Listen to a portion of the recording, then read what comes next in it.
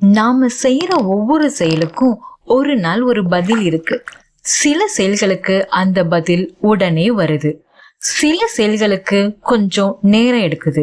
ஆனா ஒரு விஷயம் மட்டும் உண்மை, எதுவுமே பதில் இல்லாம முடிஞ்சிடாது. சில வெளிப்படையான நியாயம் இல்லாத செயல்களுக்கு சட்டத்துல தண்டனை இருக்கு. நாம அத கண்ணால பாக்குறோம், காதால கேக்குறோம். ஆனா சில மறைவான அநியாயங்கள் இருக்கே, யாரும் பார்க்கல, யாரும் கேட்கல, யாருக்கும் தெரியலன்னு நினைக்கலாம்.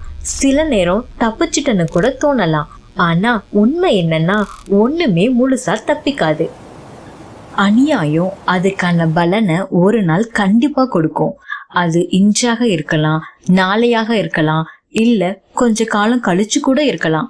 ஆனா அது வராம போகாது.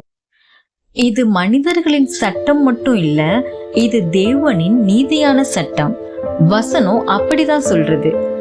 அநியாயம் செய்கிறவன் தான் செய்த அநியாயத்துக்கேற்ற பலனை அடைவான், பட்சபாதமே இல்லை. கொலோசையர் 3:25. இதுல ஒரு ஆறுதலும் இருக்கு, ஒரு எச்சரிக்கையும் இருக்கு. ஆறுதல் யாருக்கு?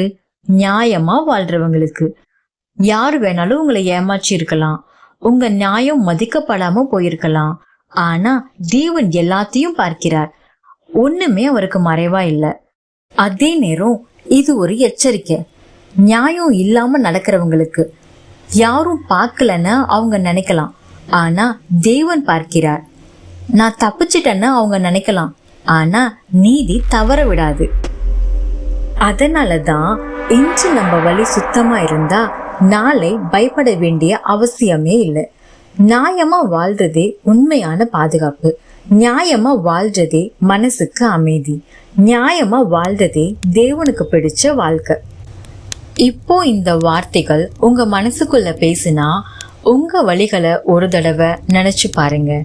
தேவையான மாற்றத்தை இன்னைக்கே ஆரம்பிங்க. அநியாயம் தற்காலிகம், நியாயம் நிரந்தரம். நீங்க எந்த பக்கம் நிக்கிறீங்க?